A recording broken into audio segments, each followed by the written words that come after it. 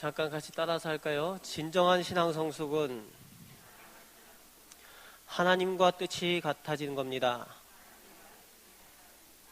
그렇습니다. 우리가 신앙 성장, 신앙 성숙 이런 말들을 많이 하는데, 진정한 신앙 성숙이라는 것은, 신앙 성장이라는 것은 하나님께서 원하시는 바와 나의 원하는 것이 같아지고, 하나님께서 뜻하시는 바와 내가 소망하는 것이 같아지는 것, 그것이 점점 가까워지고 결국은 하나님이 원하시는 바와 내가 원하는 것이 같아질 때에 그것이 정말 하나님 마음에 합한 사람이 되는 것이고, 그것이 진정한 신앙 성숙이 되는 줄 믿습니다.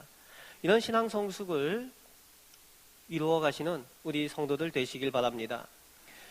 분노의 심리적 치료 효과가 있습니다. 분노가 있는데 그 분노를 밖으로 표출해서 심리적인 것들을 치료하는 그런 치료의 내용들이 있습니다. 그래서 분노 테라피라는 말들을 쓰기도 합니다. 최근 하버드 심리센터에서 우울증 치료의 한 방법으로 이 우울한 감정과 그런 억눌렸던 상처들을 이 분노의 방법으로 이렇게 발산함으로 인해서 그것을 치료하는 효과를 검증하고 있다고 합니다. 물론 분노의 대상으로 어떤 사람이 대상이 되는 것이 아니라 어떤 빈 의자나 인형이나 베개 등의 어떤 사물을 대체해서 때리기도 하고 욕하기도 하고 화를 내기도 하면서 하고 싶은 얘기를 또 퍼붓기도 하면서 그렇게 화를 내면서 내 속에 있었던 것들을 내어놓음으로 인해서 그 내가 억눌렸던 그런 감정들, 우울했던 감정들 그 치료하는 그런 일들을 한다고 하는 것입니다. 그것이 치료 효과가 있다는 겁니다. 마음의 감옥에서 해방감을 갖게 하는 그 치료 효과를 위해서 이런 분노 테라피를 사용한다고 합니다. 그런데요, 이 분노 테라피를 하는 그 장면을 보면요, 이 눈 뜨고 볼 일은 못 되는 것 같습니다. 한번 예전에 가서 봤는데 방 안에서 이 분노 테라피를 한다고 하는 것을 봤습니다. 밖에서 들으면 누가 싸우는 줄 압니다.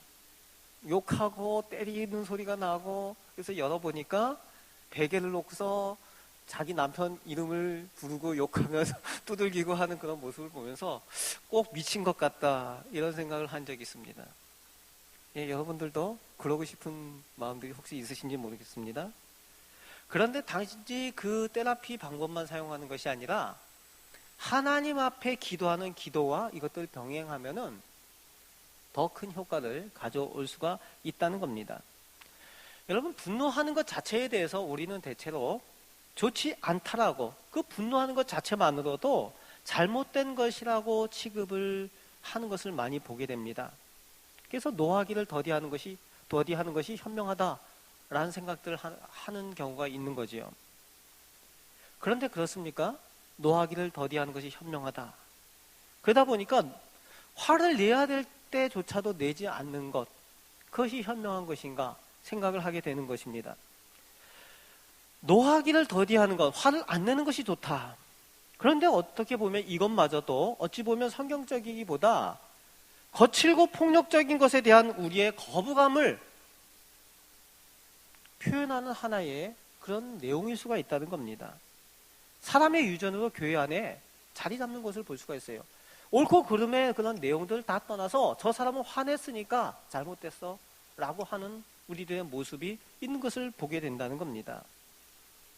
여러분, 진짜 화내는 것이 잘못된 것입니까?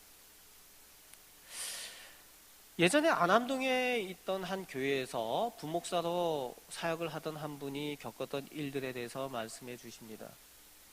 열심히 교구 사역들하고 교회에서 열심히 신앙적으로 성도들 도와주는 그런 일들을 감당하다가 하루는 남선교 회원들이 저녁 시간에, 금요일 저녁 시간에 모여서 그 남선교 회원들이 함께 단합대회를 한다는 거예요. 그래서 소식을 접했습니다. 그래서 어딘가 수소문을 해서 격려하기 위해서 찾아갔다는 겁니다. 한 30명 정도가 모여서 한다고 해서 찾아갔는데 그 찾아간 곳이 뭔가 분위기가 좀 이상하다는 거예요. 가보니까 이 노래방 소리가 들리는데 그 노래방의 그 소리가 들리면서 그 부르는 사람의 소리가 자기가 많이 듣던 사람의 목소리라는 거예요. 근데 온전한 목소리가 아니라 조금 취한 듯한 그런 소리가 들려온다는 겁니다. 그래서 혹시나 하고 문을 열고 들어갔는데 아니나 다를까 남선교회 회원들이 모여서 거기 노래방 기계를 놓고 거기서 단합대회를 하고 있는데, 그 단합대회 하는 사람들이 중에 안수 집사님들도 계시고, 그 가운데 이제 장로님 한 분이 또 맨 가운데 앉아 계시고, 그 부목사님이 들어가니까 그랬다는 겁니다. 목사님 오셨어요. 여기 오셔서 한잔 하시죠. 어찌할 바를 몰라서 이 목사님이 서 있다가 그냥 그 노래방에 술병이 이렇게 올려져 있는 그 상을 뒤엎고 나왔다는 거예요. 뒤집고 나왔는데 너무 화가 나더라는 거죠. 그 뒤도 안 돌아보고 나왔다는 겁니다. 그 다음 주에 이제 일이 터졌죠. 당회에 불려 들어갑니다. 이 부목사님이. 근데 그 불려 들어간 이유가 뭔가 하면은 남선교회 단합대회 하는데 부목사가 와서 행패를 부렸다. 그래가지고 사과를 받아야 되겠다라고 했다는 겁니다. 그리고 그 가운데서 술을 권하던 장로님 그분이 손으로 가르치면서 사직을 권유하더라는 거예요. 너무나도 억울하죠. 앞에 뒤에 다 얘기를 빼고 부목사가 와서 행패를 부렸다라는 거예요. 상을 뒤엎고 갔다 그랬다는 겁니다. 너무나도 억울한데 사직을 하고 나와서 오살리 기도원에 가서 기도를 하게 되는데, 하나님, 제가 잘못한 것입니까? 잘못한 것입니까? 그렇게 기도했답니다. 그런데 하나님께서 그 기도하는 가운데에 뭐라고 말씀하시는가 하면은, 아니다. 그건 네가 한 것이 아니라 내가 한 것이다. 너는 내 마음을 잘 아는 나의 진정한 종이다. 그렇게 하나님의 음성을 듣게 되었다는 거예요. 그래서 그 마음 가운데 위로함과 평안함을 가지고 다시 사역의 자리로 돌아오게 됐는데, 국내에서 잠깐 사역을 하다가 지금은 미국의 LA에서 담임 목사님으로 사역을 감당하고 있습니다. 여러분, 화내는 것, 우리는 무조건 나쁘다라고 생각할 때가 많이 있습니다. 그런데 진정 그 화내는 것이 옳고 그름을 다 벗어나서 그것이 잘못된 것인가? 요즘 새벽 기도 때 다루는 성경이 민수기를 다루고 있습니다. 오늘 새벽에 다룬 민수기 25장에 보면은 하나님께서 이스라엘 백성에게 진노하는 장면들이 나오고 있습니다. 25장 말씀에 하나님께서 진노하셨다가 반복돼서 나오고 있어요. 이스라엘 백성들이 모압 여인들과 음행을 행하는 장면들, 그리고 우상에게 제사하는 장면들이 나오는데, 그 장면들에 대해서 하나님이 진노하시는 그런 장면들이 나올 때에 아론의 손자 비느하스가 그 음행하는 남녀를 창으로 죽이는 일이 일어납니다. 그때에 하나님께서 뭐라고 말씀하시는가 하면은, 하나님께서 이렇게 말씀하십니다. 그가 나의 질투로 질투하였다라고 그것에 대해서 판단하여 주십니다. 그냥 우리가 인간적으로 볼 때는 어떻게 창을 가지고 사람을 그렇게 무참히 죽일 수가 있을까?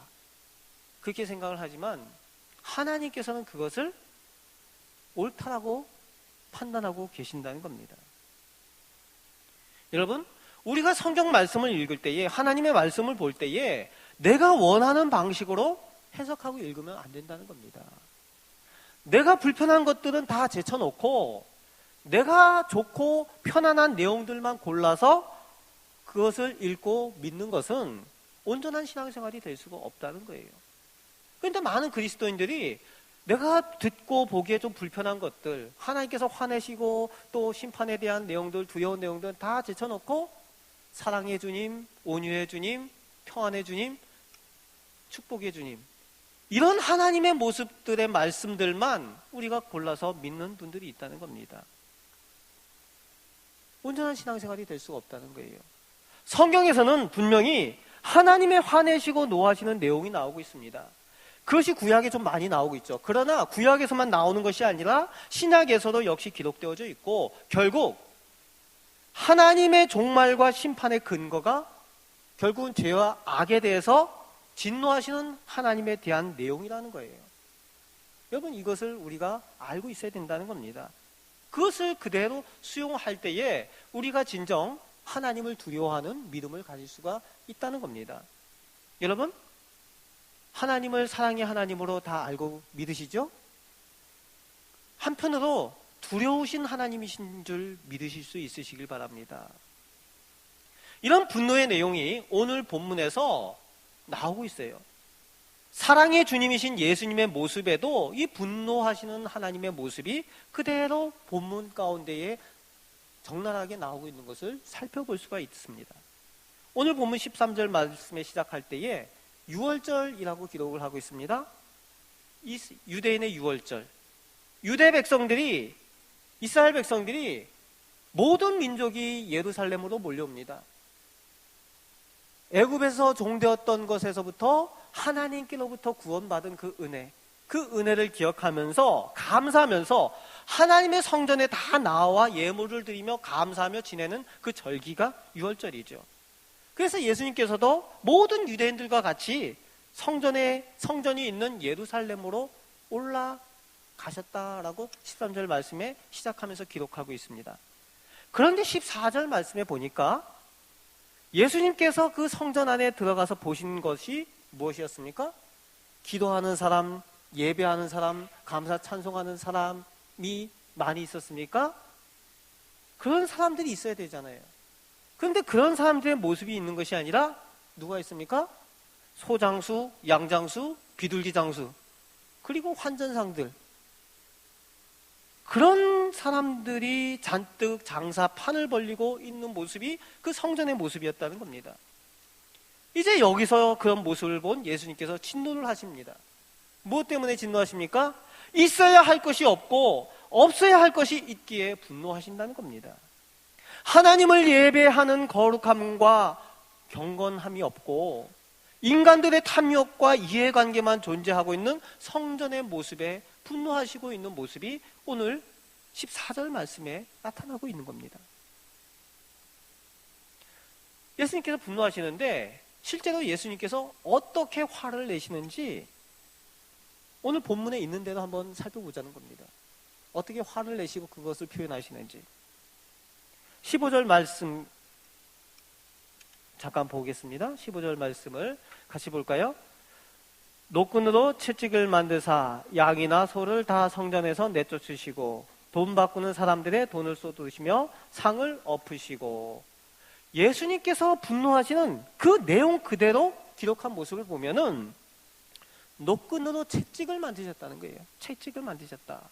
성경 가운데 이 채찍이라는 단어는 징벌을 할 때에 징벌의 의미, 분노의 의미, 진노의 의미를 표시할 때에 구약 성경에서부터 늘 쓰여지는 단어가 이 채찍이라는 단어라는 겁니다. 그것을 예수님께서 만드셨다는 거예요. 그리고 그것을 가지고 무엇을 하십니까? 양과 소를 내쫓으시고, 양과 소를 그냥 순순하게 이렇게 몰아내신 것이 아니라 채찍으로 때려서 내쫓으신 것을 표현하고 있다는 거예요. 뭐 채찍을 폼으로 만드신 게 아니라는 거죠. 그 채찍으로 내쫓으셨다는 거예요. 때려서. 여러분, 그 장면을 상상해 보십시오. 채찍으로 소와 양들 때려서 내쫓는 예수님의 그 분노하신 모습. 이것이 오늘 본문의 내용입니다. 주님의 화내심을 느끼실 수가 있습니까? 여러분, 여기까지도 주님께서 화내시는 모습을 부정하고 싶은, 사랑의 모습만 기억하고 싶으신 모습이 있다면 그 다음 부분을 보자는 거예요. 돈 바꾸는 사람들의 돈을 쏟으시며, 돈 바꿔주기 위해서 500원짜리 10개, 100원짜리 10개 이렇게 막 쌓아놓은 거를 그냥 싹 쏟아버렸다는 거예요. 싹 쏟아버리고, 그리고 그 상들을 펴놓은 거를 다 뒤엎었다고 기록하고 있어요. 상을 엎으시고 라고 기록하고 있습니다. 여러분, 우리가 상상하는 그런 사랑의 주님의 모습과는 좀 다른 모습이죠. 아주 있는 그대로 그 주님께서, 예수님께서 어떻게 화를 내시고 분노하시는가의 모습을 그대로 기록을 하고 있는 겁니다. 여러분, 사랑의 주님이라는 그 이미지로 이 장면을 포장해서 해석을 하면 안 됩니다. 주님의 화내시는 모습은 그대로 봐야 되는 거예요. 잘못된 해석을 하게 되면은 엉뚱한 해석이 나오게 될 수 있습니다. 적나라한 주님의 진노의 장면을 우리가 보아야 됩니다. 그리고 16절 말씀에 말씀하여 주고 계시죠. 그 화내시는 이유, 예수님께서 왜 화를 내시는가 그 이유에 대해서 말씀하시는데, 내 아버지의 집을 장사하는 집으로 만들었다라고 그 화내시는 이유를 말씀하고 계십니다. 내 아버지 집은 뭐 하는 집이요? 예배하고 기도하는 집이죠. 그래서 이제 마태복음 21장에는 기도하는 집이라고 표현을 쓰는데, 마태복음 21장에는 더 강하게 이것에 대해서 화내는 이유에 대해서 설명을 하고 있는데, 기도하는 하나님의 집을 강도의 굴혈로 만들었다, 강도의 소굴로 만들었다, 그렇게 표현하고 있습니다. 오늘 본문에서는 장사하는 집으로 만들었다, 마태복음에서 그리고 다른 본문에서는 강도의 소굴로 만들었다라고 표현하고 있는 거예요. 강력하죠. 하나님께서, 예수님께서 화내시는 것, 여러분 당연하게 느껴지지 않으십니까? 결국 예수님께서 화내신 것이 뭡니까? 지켜져야 할 것이 지켜지지 않았다는 거예요.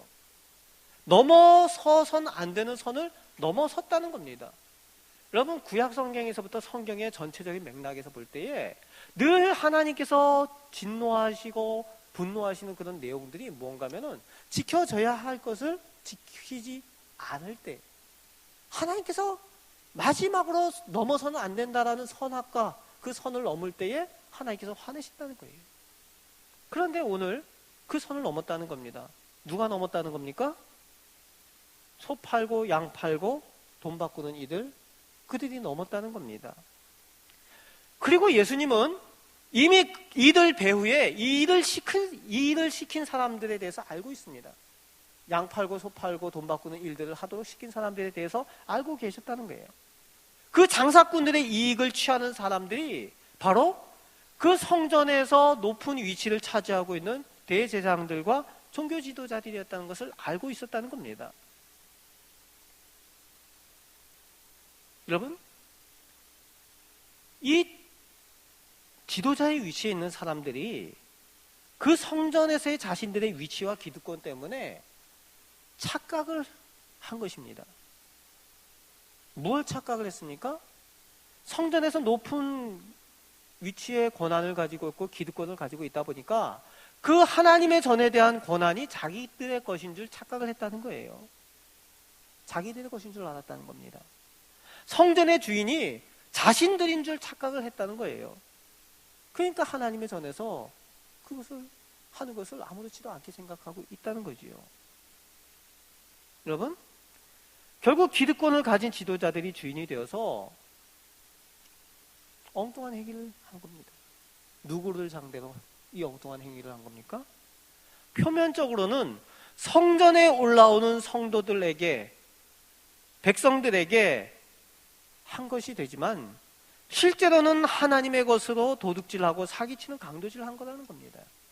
결국 그 대상이 누굽니까? 이들이 한 일이 하나님을 대상으로 그 일들을 했다는 겁니다. 여러분, 시킨 사람이나 시킨다고 하는 사람들이나 다 하나님의 집을 더럽힌 사람들이 되어졌다는 거예요. 그래서 우리가 신앙생활 할 때에 하나님의 말씀을 잘 알고 행해야 되는 이유가 거기 있습니다. 남이 시키는 대로 하는 것이 중요한 것이 아니고, 내가 하나님의 말씀을 잘 알고 하나님께서 나에게 말씀하시는 것을 온전히 믿고 그대로 행해야 된다는 거예요. 사랑은 허다한 죄를, 허물을 덮지만 여러분, 덮고 넘어갈 수 있는 게 있고 없는 게 있다는 겁니다. 많은 허물 용서할 수 있지만 불신앙의 죄는 용서할 수가 없잖아요. 그죠? 많은 죄는 용서할 수 있지만 불신앙의 죄는 하나님께서 용서하지 않습니다. 다른 죄는 다 용서하지만 성경 가운데에 용서하지 못하는 죄가 있다고 말씀하시죠? 성령을 회방하는 죄는 용서받지 못한다라고 성경은 분명히 말씀하고 있습니다. 여러분, 지금 종교 지도자들, 오늘 예수님께서 화내실 때 그 종교 지도자들의 잘못이 뭔가 하면요, 바로 예배하러 성전에 올라오는 이들, 감사 제사를 드리러 성전에 올라오는 이들, 기도하러 성전에 올라오는 이들을 상대로 바로 성령을 회복하는 잘못들을 저지르고 있는 사람들의 모습이라는 거예요. 무엇을 지키지 않은 겁니까? 하나님의 성전의 거룩함을 지키지 않았기 때문에 그렇습니다. 여러분, 거룩함이 지켜져야 되는 겁니다. 따라서 하겠습니다. 거룩함을 지켜야 합니다. 그렇습니다. 하나님의 성전에서, 하나님의 집에서 거룩함이 빼어지면 남는 것이 없는 거예요. 여러분, 성도들에게서 거룩함이 없어지면 더 이상 성도가 아닌 겁니다. 거룩함이 지켜져야 된다는 거예요. 오늘날도 우리 한국 교회들, 그리고 교회들 가운데 분쟁과 어려움들이 일어나는 이유들이 무엇입니까? 일반 성도들 때문에 그런 일들이 일어나지 않습니다. 다 지도자들 때문에 그 일들이 일어나요. 왜 그렇습니까? 하나님의 자리를 자신들의 자리인 줄 착각하는 지도자들 때문에 그런 일들이 많은 교회들 가운데 벌어지고 있다는 거예요. 지켜야 할 것과 구별할 것을 제대로 지키지 못하고 구별하지 못하기 때문에 그렇습니다. 다시 한번 따라하겠습니다. 하나님의 것은 하나님에게, 가이사의 것은 가이사에게. 여러분, 구분해야 되는 거예요. 거룩한 것과 속된 것을 구분할 수 있어야 되고요. 하나님의 것과 하나님의 것이 아닌 것을 구분을 해야 되는 겁니다. 거룩함을 잃어버리면은 세상과 교회가 별 다를 게 없는 거예요. 오늘 본문 가운데 이렇게 예수님께서 한바탕 하신 후에 제자들의 반응이 이제 17절 말씀에 나오고 있습니다. 17절 말씀 같이 보겠습니다. 17절. 제자들이 성경 말씀에 주의 전을 사모하는 열심히 나를 삼키리라 한 것을 기억하더라. 아멘. 예. 제자들이 기억하는 것이 주의 전을 사모하는 열심히 나를 삼키리라 한 것을 기억하더라. 성경 말씀 기억났어요. 이게 무슨 내용일까요? 주의 전을 향한 열심히 나를 삼키리라. 이 제자들의 반응이지요. 이 제자들이 이제 큰일 났다 이렇게 생각하는 거예요. 이제 큰일 났다. 예수님의 열심히 도가 지나쳤다 이거죠. 도가 지나쳐서 이 분명히 저 장사치들 뒤에 그 대제사장들과 종교 지도자들이 있는 것, 그 당시 대제사장과 종교 지도자들이 그 이스라엘 나라의 최고 권력들 아닙니까?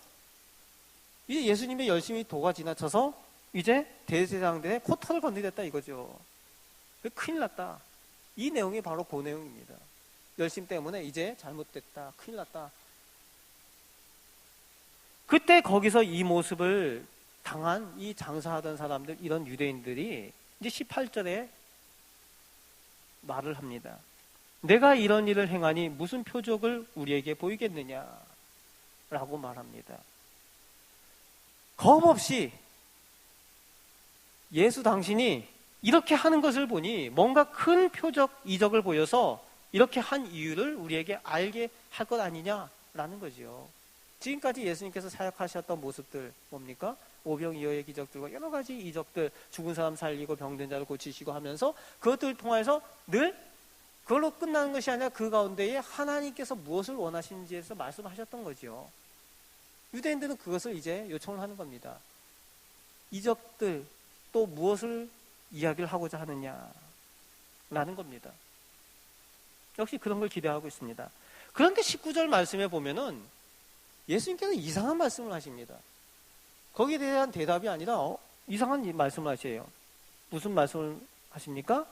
이 성전을 헐라 내가 사흘 동안에 다시 일으키리라 이렇게 말씀하십니다.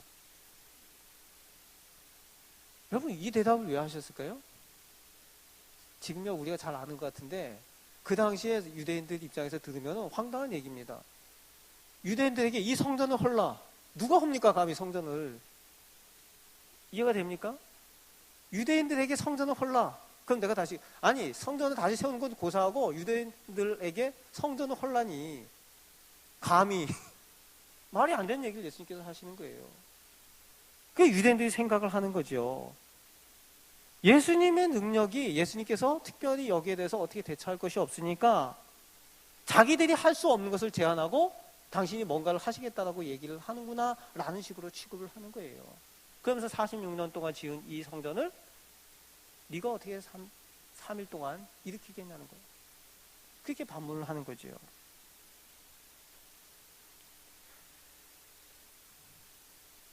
그런데 거기서 더 이상한 내용이 또 이제 21절 말씀에 나옵니다. 21절에 보면은 더 이상하게 여기지는 것이, 예수님께서 그 성전을 얘기를 하다가 갑자기 그 성전이 오늘 본문 말씀에 보면 자신의 육체를 가르친 거다, 이렇게 말씀하여 주는 본문 내용이 나오는 거죠. 아니, 성전 건물 얘기하다가 갑자기 자기 육체를 가르친 거다라는 그런 해석을 이야기를 하고 있는 거죠. 여러분, 왜 예수님께서 이렇게 자신의 육체를 갑자기 성전의 건물을 이야기를 하다가 자신의 육체를 말씀하시는 걸까요? 예수님께서는 여기서 뜻하신 바가, 하나님의 거룩한 성전의 실체는 이런 건물이나 이런 제도가 아니라 무엇이라고요? 예수 그리스도 그분 자신이라는 거예요. 당신이 예수 그리스도 그분 당신이 바로 성전이라고 말씀하여 주고 계시는 것입니다. 성전은 하나님께 희생의 제사를 드리는 것이죠. 그런데 예수님께서는 그분의 육체로 그분 자신이 희생 제물이 되어서 하나님 앞에 제사로 드려지는 그 육체로 온전한 성전이 되셨다는 것을 말씀하여 주고 있다는 겁니다. 사랑하는 여러분, 진정한 성전이 무엇입니까? 여러분들이 온전히 바라보고 있는 진정한 성전은 어떤 것입니까? 사람들이 장사하는 곳이 되어버린 건물의 성전보다는 오히려 지금 그 몸을 희생하시면서 드리시는 예수 그리스도의 육신, 성령이 거하시는 주님의 육신이 진정한 성전이라고 말씀하여 주고 있는 것입니다. 여러분, 우리가 바라보아야 될 진정한 성전입니다. 예수 그리스도 그분 자신, 성령께서 거하시는 거룩한 그곳, 예수 그리스도의 그분의 이름으로 모이는 성도들의 두세 사람이 모인 그곳, 그것이 진정한 교회요 성전이라는 겁니다. 성전의 핵심은 하나님 자신이라는 거예요. 예수님 자신이라는 겁니다. 그것을 예수님께서 오늘 말씀하여 주고 계십니다. 고린도전서 6장 19절에 성도들의 육신을 또한 성령이 거하시는 전이라고 표현하고 있습니다. 이제 예수님을 믿고 예수님을 따르는 우리 제자들이 우리 성도들의 육신이 성령이 거하시는 전이 되어야 된다는 겁니다. 여러분, 오늘 나의 육신이 주님의 성령을 모실 만한 거룩한 전이 되어 있습니까? 세상의 다른 모든 것, 근심, 걱정, 다른 모든 것들이 오히려 성령보다 더 많이 내 안에 들어와 있지는 않습니까? 여러분, 예수님께서 성전을 정결하게 하시기를 원하셔서 그렇게 진노하시면서까지 채찍을 만드셔서 쫓아내시고 정결케 하셨어요. 그 예수님께서 오늘 나의 성전, 나를 보시면은 어떻게 느끼시고 계시겠습니까? 내 안에 주님께서 들어오신다면은 무엇을 가지고 들어오실 거예요? 채찍을 가지고 혹시 들어오지 않으실까요? 글쎄요, 진공청소기를 갖고 들어오시는가요? 여러분, 우리가 정결해져야만 됩니다. 예수 그리스도 제자된 우리 자신, 성도된 우리 자신이 예수님처럼 나 자신을 온전히 거룩한 산제사로 드릴 수 있는 성전이 되어야 될 줄로 믿습니다. 그것을 위해서, 거룩하게 되기 위해서, 정결하게 되기 위해서 우리는 말씀과 성령으로 우리를 정결하게 만들어야 될 것입니다. 그렇게 정결케 되어서 하나님께서 함께 하시길 기뻐하시고 주께서 즐겨 사용하시는 그릇이 다 되시길 바랍니다. 오직 하나님의 뜻에 따라 세워진 성전이 되어서 하나님 마음에 합한 성도들의 복된 삶을 살아가시는 우리 거룩한 성도들 다 되시길 바랍니다. 아멘.